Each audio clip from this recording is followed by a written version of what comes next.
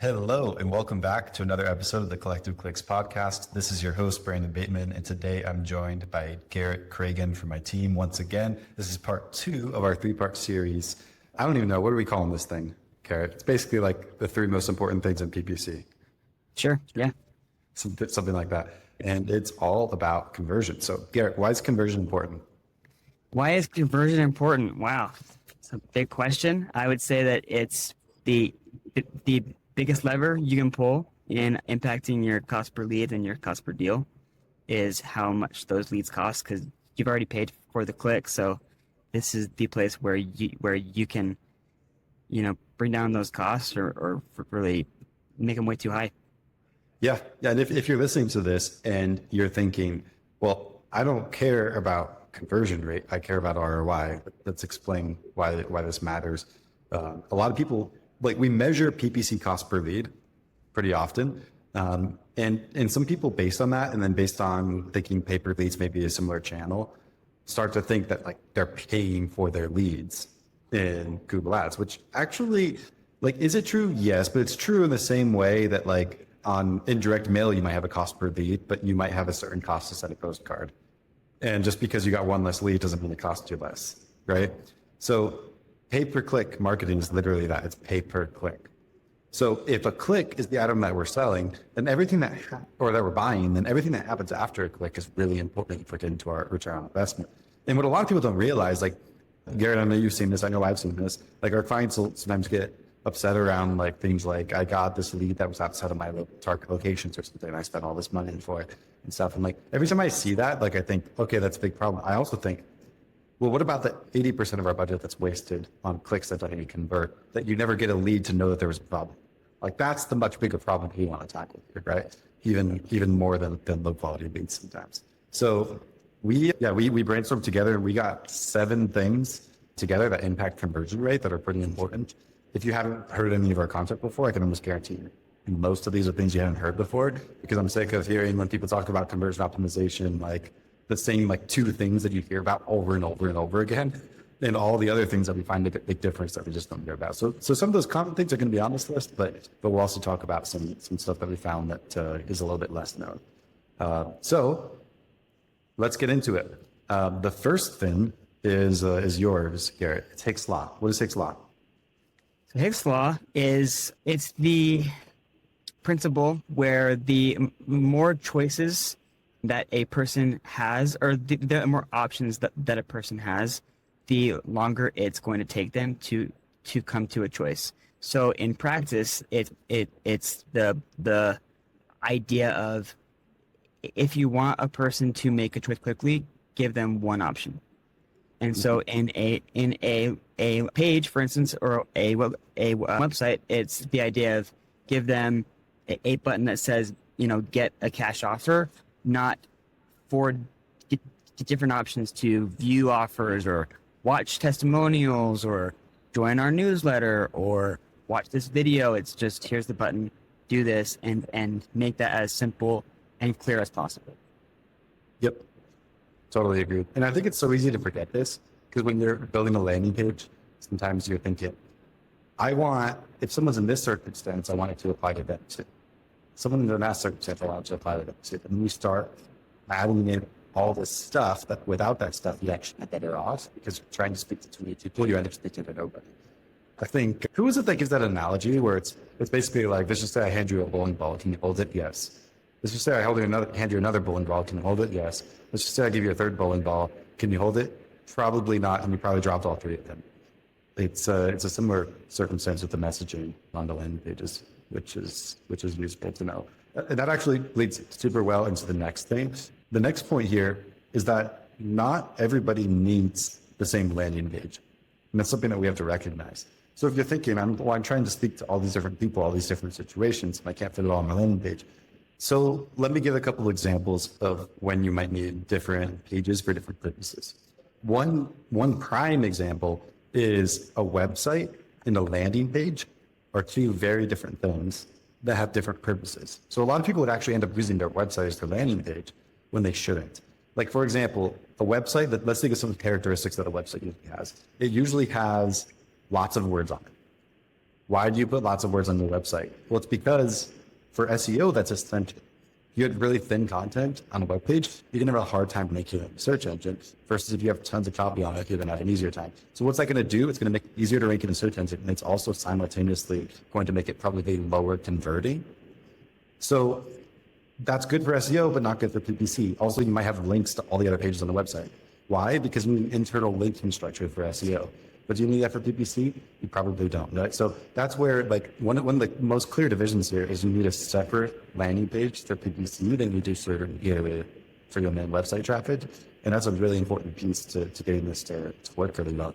Another example here is even between channels. Like we found the kind of landing page you want for YouTube advertising versus the kind of landing page you need for search advertising can be very different in terms of the messaging because you're talking to people that are at different stages of the funnel.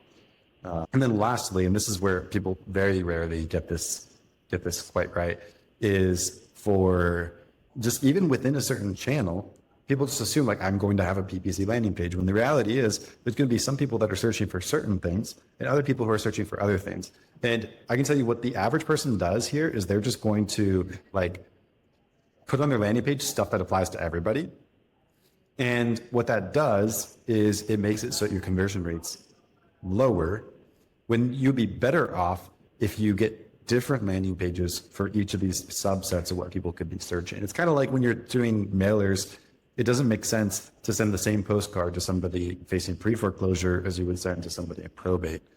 But people do that anyways, right? And then their message is either really relevant to only half their list or it's like not relevant to either because you're trying to speak to too many things. So with the landing page, you have to do this so that you have separate landing pages for each thing. And one way that you can do that to make it easier, if you're thinking this is wildly complicated, one way you can do it to make it easier, this is the way that we do it. We use something called dynamic landing page content. And the way that this works is we'll control the content on the landing page based on the URL parameters. And when we do it that way, it actually makes it so that we can have a single landing page and then the content looks different to the person depending on where they came from. And that actually increases conversion without increasing the complexity a ton. So I know that was a lot to unpack for number 2 there about like not necessarily always having the same landing page for everybody. But we found that we have a lot better success when you match very closely what they're looking for and even use the same words that they're using to explain what you're explaining. That's how you minimize the risk of somebody basically clicking on your landing page or clicking on your ad, getting to your landing page, and then thinking, that's not what I was looking for. The third one here is form structure. So let's talk about different ways that you can do this. I can tell you that you're not alone in wanting to get as much information from the potential seller as possible, right? Because the more information we have, the better we can qualify that lead. However, the way that we get that information matters a lot. Because it turns out if you just ask everything that you want in that first form, then you're going to end up with a low conversion rate because you're like smacking these people as they enter the landing page with this big form that looks like this big commitment. And what we found is if you can get that in like smaller chunks, then you're much more likely to get the response that you need from the seller. So there's a few ways to think about this. I like to think about this in terms of 2 stages. The first stage, this is what you show in the initial form, should just be the minimum amount that you need to consider that this is a lead. In our case, what we usually find that is your address and the phone number.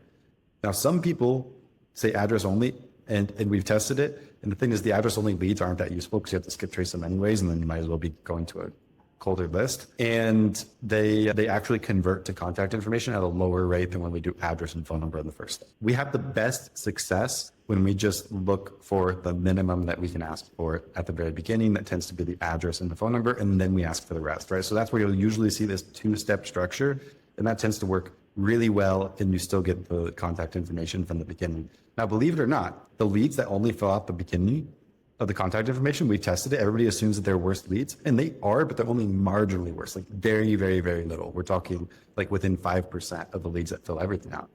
And also, we used to work with a structure where we had like step 1, and then we had step 2 of the form. And step 2 asked them a bunch of questions, and step 1 just asked them for the 2. And we had about 50% of the people that would fill out step 2 of the form. When we changed that, so that step 2 isn't actually just step 2, it's more like 1 step per additional question. So we elongated it, I think, into 8 or 9 questions. We got 80% of the people that fill out the first step will actually fill all the way to the end.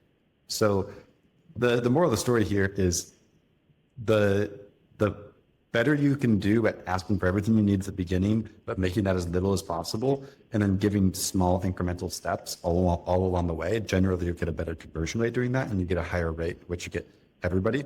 There's also a side benefit here to where if you get just the information you need at the beginning, you can then send that to your CRM immediately. You can start calling the lead while they're filling out the rest of your form. And that's the best case scenario, because after they fill out your form, what are they likely to go do? They're likely to go to someone else's website and go fill out their form too. But if you have these questions that keep them engaged on your website and you can call them before they're done with that, then you're kind of holding them captive for a period of time. So sometimes the way we think of it is we don't even really need that second step of the form. Of course, some of that information is nice to have, but it's partially just a play to keep people engaged on our website while we have a chance to call them and hopefully get a hold of them. Yeah. So I have a background in my behavior and motivation. And so I think about this in terms of two principles. The first one is the foot in the door principle, and the other one is the sunk cost fallacy. So people think in terms of like, what's the most efficient use of my time and energy? And so like, if you get them in your form with a simple ask like an address, they're going to feel like they have to get to the end of the form to see what's at the end of it, because they've already got because your foot's already in the door, right? And so it's easier getting them all the way through with one question than giving them 10 at once. And then the other one is they see going through and giving their address and their number as a sunk cost, and now they're like, well, I've already put in all this effort. I might as well get through, but we know that they could just stop, like, if that's a sunk cost, right? But they see it as, I'm already in this deep. Let's get all the way through, and so those two principles are why the single step per question works well. Is it's less cognitive load for people, and they're already invested, and so they just get through it because they're curious and because they see it as I've already invested all this time and energy into this form. Yep.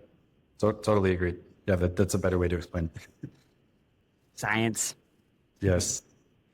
Sweet. So the next principle that we wanted to cover, I believe, was page speed. And this is I feel like this is equally over talked about, but also underemphasized at the same time. I think that everyone loves to like look up their page speed and say either it's amazing or it's terrible, and that's the end of the world. And it also is a very impactful metric because people are increasingly less patient and want instant response, if on mobile in particular. And so having your page load quickly does have a pretty big impact on how well it converts. The best ways that I've seen to optimize this, the first one is what you use to build your site or your page does matter, because there's some builders that are optimized to be faster than others. And so like for us, what we use is Unbalanced for our page builder, and it's designed to be light and fast. The other factor is what is on the page matters. So if you have big images, heavy videos, if your form is embedded, all of those things that have to load before the page can load are going to delay how quickly the bulk of your page can load. So if you have images, make them as small of a file as you can without dropping down the image quality to a point where it's garbage, and avoid video as much as you can. Or if you do have video, there's ways to have it load after the bulk of the page has loaded, so it's not blocking the page from loading.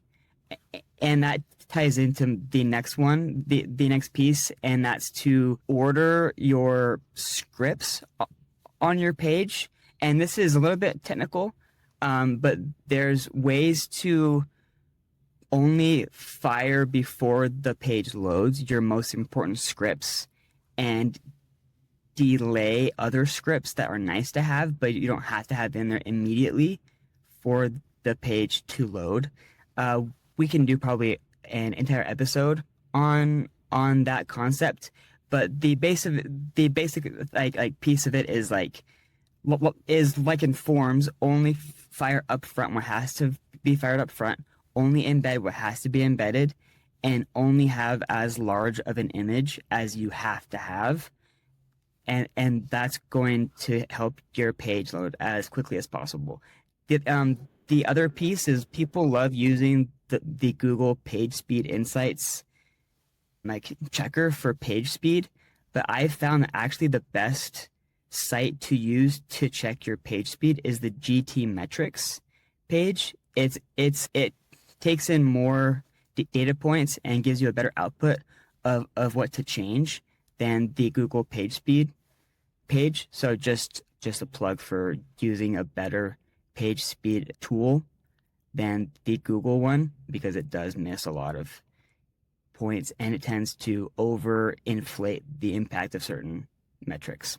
So that's page speed. Yeah, thank you for that, Garrett. I would add too, just for anybody who's listening to this and thinking like, what's the big deal if my page takes 1 more second to load? Turns out it's actually a pretty big deal. So the way that this works, if your page loads slower, there's studies that show this, and I don't remember the exact numbers, but incrementally for how much longer your page takes to load, the conversion drops way off. I just want you to think, like if you're listening to this, have you ever clicked on an ad and then just given up because the page on the other end never loaded? And you probably thought that, like, well, maybe they must have, like that page that didn't load for me, it took like 30 seconds and that's why I didn't go. My page is way faster than 30 seconds. But the reality is that the page speed very much depends on the speed of someone's like network or their 3G or 5G. 3G, it sounds like I'm like 10 years ago. But whatever it is, LTE, right? If we're talking more modern, it depends on like how fast that is at that exact moment. So sometimes people do have issues that cause it to load a lot slower, and that drops people off. So there's many studies that prove that like even small improvements of page speed dramatically improve your conversion rate. And it's the most sad thing ever to pay for a click and then have that person never see your landing page because it didn't load. And even if that happens to 5% of your traffic, that's 5% of your budget that you wasted, right? That's significant. The other thing here is it actually hits you twice. If you have a slower load speed, not only will you convert less traffic, also it's going to affect your quality score in platform. The way it affects your quality score is built up of 3 things. One of those 3 things is landing page experience. And one of the components that affects landing page experience is page speed. So if Google detects that you have a slower page speed, what's going to happen is compared to your competition, Google is going to consider your page a worse experience, and it's going to make it so that you are required to bid higher for the same traffic than your competition does. Or the opposite could be true. If you have an excellent loading page speed, then Google is going to make it so that you don't have to bid quite as aggressively in order to have great placements with your ads. So if you think about it, if you were to just model out what happens with high or low page speed, with low page speed, you're going to convert less. And then additionally, your clicks are going to cost more. So maybe you're converting 10% worse and you're paying 10% more cost per click. You just have a 20% hit to your campaigns based on what could be a half-second difference in page speed. So it makes a massive, massive difference. All right, I'll talk about the next one. That was number 4, page speed. Number 5 is bid strategy. And this might sound a little bit out of place on a landing page conversation. Bid strategy is wildly important. If we use the same keywords, the same targeting, everything with a manual cost per click strategy versus with our highly trained real-time bidding strategy, CCPA is the one that we tend to use the most, we find that the traffic will convert at double the rate. So why is it that you have the same targeting, yet you have twice the conversion rate, even with the same landing page, just based on the strategy of how you're bidding? The difference is that some strategies are a lot smarter and they actually take into account tens of thousands of data points that Google has of each individual user for the way they bid, not just the keyword that person searched. And a lot of times when we see people that think that landing page is their issue, it turns out they're actually converting fine for the traffic that they're sending to it. They're just sending not the best quality traffic to it. So that's causing them to have a lower conversion rate. So this one's pretty quick, but I guess I will say that landing page conversion comes down to traffic quality. And traffic quality, even with the same targeting, could be different based on what page strategy you're using. And one of the best things I've ever done for our conversion rate is just use a page strategy that helps us later target the exact right traffic. Because if you're sending the exact right inputs to your page, there's so much more. Yeah, no, I agree. It's interesting when I see a problem with how well a page is converting.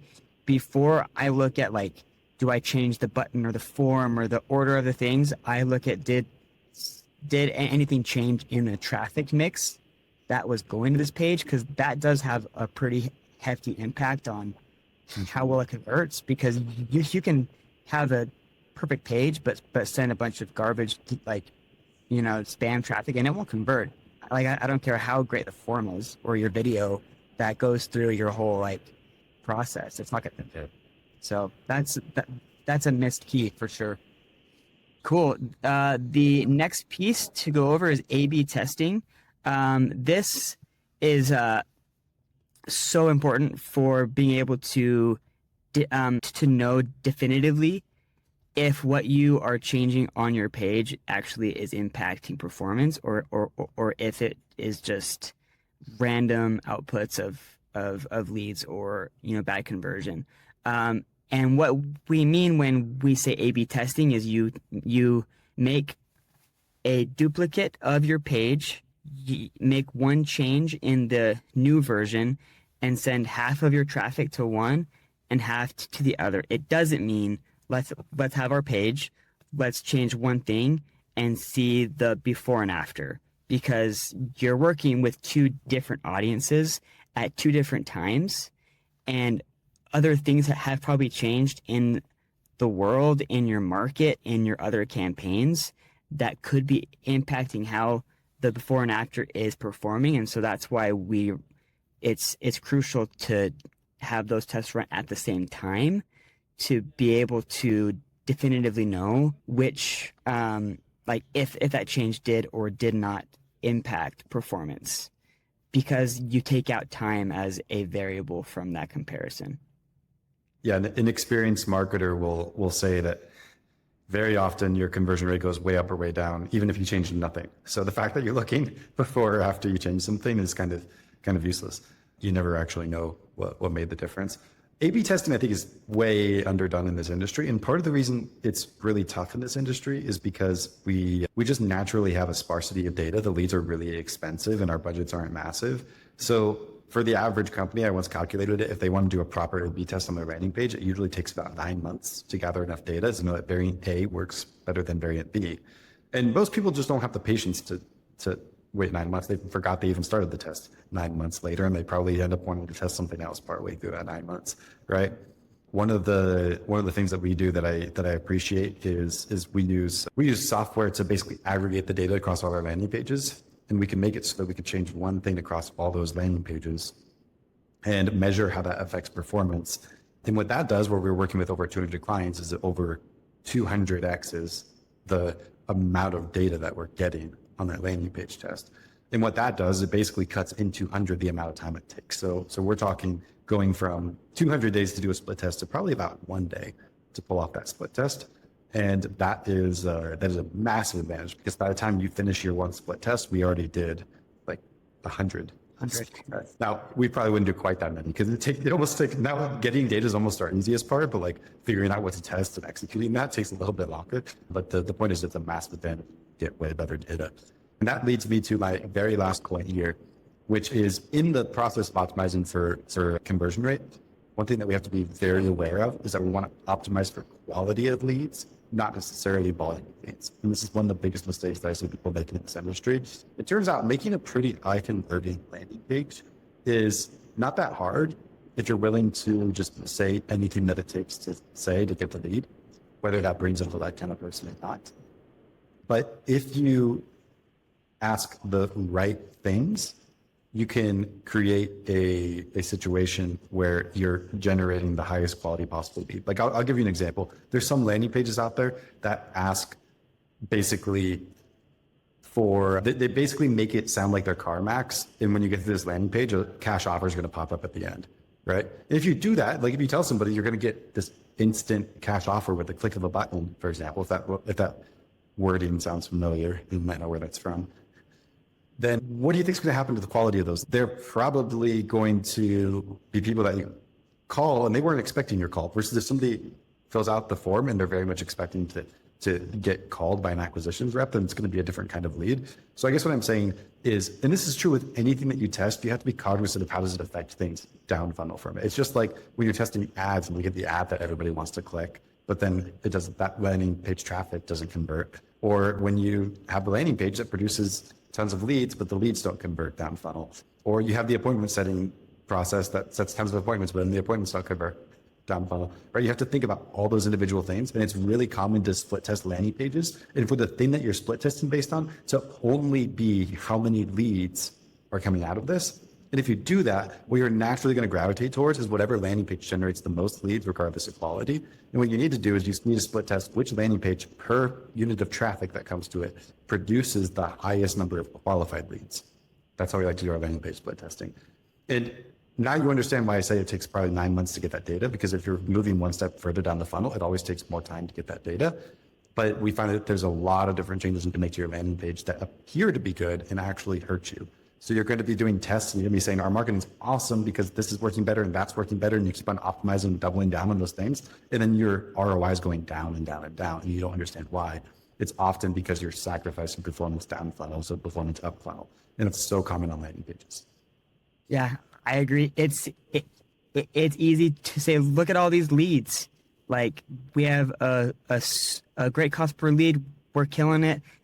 We just cut our cost per deal by X amount, when really you brought in a bunch of leads that don't know what they're doing or what they agreed to, or even what you offered. They just saw an easy form and went through it because there wasn't enough friction, and there's cost to that. So yeah, that's why we always aim to optimize for cost per qualified lead or cost per contract, because then even if there is a spike in one part of the funnel, that's not going to change what we see as a win, unless it also changes our ultimate KPI, which is cost per contract, or at the very least cost per qualified lead. Yeah, we do go into some different points on the webinar that we did on this topic. This is point 2 of that webinar. We'll put the link to that in the show notes in there, because it's visual. We'll actually show you the landing pages and show you some examples of these different things. I think you'll find that valuable. You can also get the toolkit there that includes some other resources to help with this. So for anybody listening, thank you for taking the time to listen to this like slightly more technical episode that makes a massive difference in campaigns. And I will see you next week.